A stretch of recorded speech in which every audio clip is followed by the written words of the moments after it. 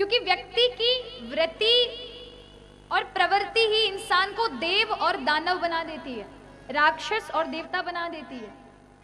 व्यक्ति के विचार, आप जैसा सोचते हो वैसा बन जाते हो। किसी ने बहुत सुंदर कहा, गिरते हैं ख्याल तो गिरता है आदमी। जब विचार गिर जाते हैं तो इंसान अपने आप गिर जाता है, चरित्र गिर जाता है, इंसानियत गिर जाती है। व्यक्ति का स्वभाव को ही तो लोग जानते हैं। अगर आप सबसे अभिमान में बात करें, किसी से अच्छे से ढंग से बात ना करें, और एक दिन ऐसा समय आए और हम यहां से चल दिए, कौन हमको याद करेगा? कोई नहीं, केवल आपके प्रेम भरे स्वभाव से ही आपको याद किया जाएगा। आपको इस संसार में दिए हुए से आपको याद किया जाएगा। जरूरी नहीं कि आप धन खर्च करें, आपके पास धन से भी बहुत बड़ी चीज है प्रेम। जीवन में प्रेम स्थापित करें सबसे। असुर, आज के असुर तो बड़े मॉडर्न हो गए महाराज, सूट बूट में रहते हैं, फ्लुएंटली इंग्लिश बोलते हैं, आप समझ भी नहीं पाओगे। टाई लगी होगी, आप ये सोचो कि उनके बड़े बड़े सींग होंगे, नहीं महाराज, बड़े आपको लगेंगे बड़े एजुकेटेड पर्सन है, पर अंदर राक्षस है, अपने लिए जीते हैं।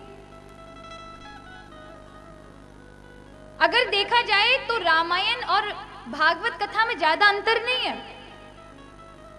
रामायण में भी एक समुद्र के किनारे सोने की एक पुरी है जिसका नाम लंका है, तो भागवत में भी एक समुद्र के ही बीचों बीच एक सोने की नगरी जिसका नाम द्वारिका है, और दोनों में अंतर देखिए।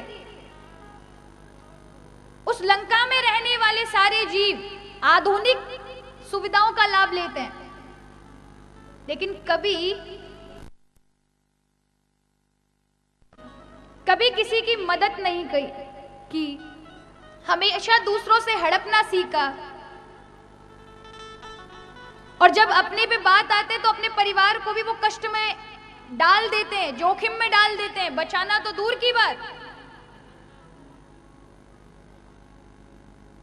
लेकिन एक भगवान कृष्ण की द्वारिकापुरी है, यहाँ के लोगों के भावनाएं अलग हैं, विचार अलग हैं, दया का भाव है। रामायण में कहीं सुना कि रावण ने 10 तोला सोना किसी को दान किया, कि किसी को दिया हो, किसी गरीब की मदद की हो, लेकिन द्वारिका में अवश्य सुना होगा कि महाराज एक गरीब भी जाता है, फटे हाल में जाता है, त्रिलोकी का मालिक बनकर आ जाता है।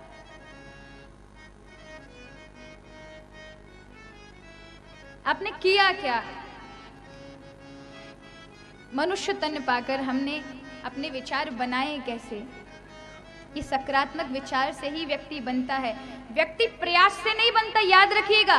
प्रयास तो उसे करना पड़ता है, लेकिन सकारात्मक विचार ही उसे जीवन से उठाते हैं, उसे कुछ बनाते हैं। वह जैसा सोचता है वैसा बन जाता है। इसलिए ये कथा भी यज्ञ है।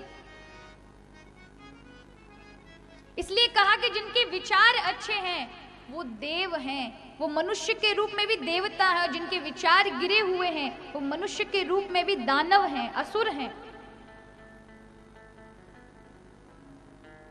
जो किसी की मदद नहीं कर सकते।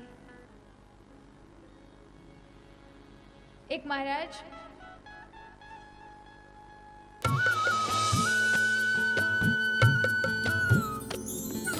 सर्वधर्म संगम, धर्म के सच्चे प्रहरी।